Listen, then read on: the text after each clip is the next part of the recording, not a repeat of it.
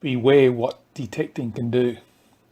This weekend I was granted permission to metal detect at the site of, up until last month, the oldest remaining house in the oldest residential street on the Gold Coast. What I've found changed me in a way that I never expected. In the 1930s, it was extremely popular for people in Brisbane to holiday on the south coast, which is now Australia's tourist capital, Gold Coast. Merron Street was the epicentre, within a few hundred metres of businesses on Nerang Street, boating in the Pier Theatre on the Broadwater, and the district's famous beaches. The well-heeled took great delight in publicly announcing in the newspapers their vacations at the flats in Merron Street. These included Myamba, Scotstoun, the Anchorage and Glen Ross. The street also boasted the prominent society homes named Shirley and Ingester.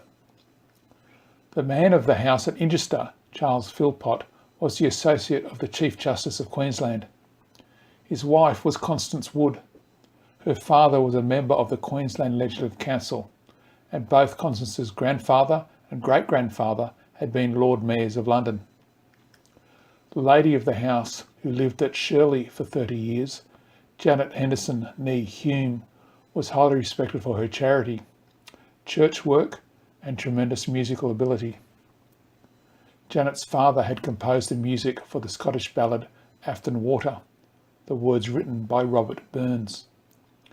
Her sister married the explorer Francis Gregory, who was also a member of the Queensland Legislative Council.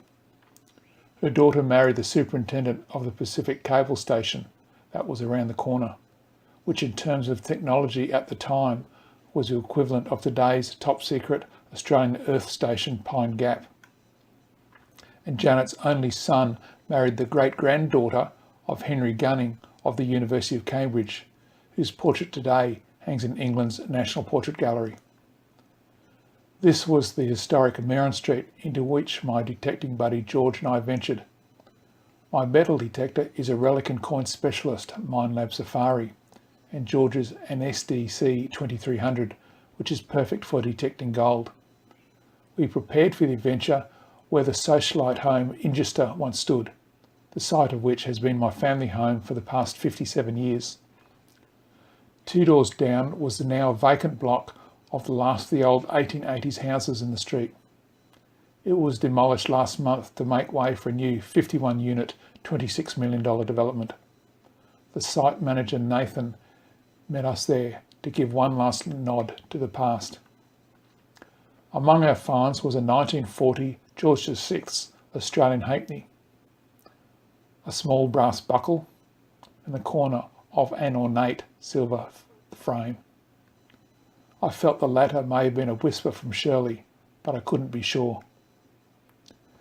Nathan said that he was flying to Sydney that afternoon to watch his cousin Jason play for Lebanon in a Rugby League World Cup warm-up match against Niue.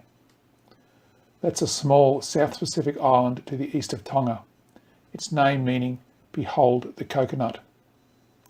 The cousin is a former Parramatta under-20s captain, who's now a coffee shop proprietor. Aged 22, he might use this World Cup to restart his league career. Nathan's generous respect for history means that I'm now a Lebanon Rugby League supporter.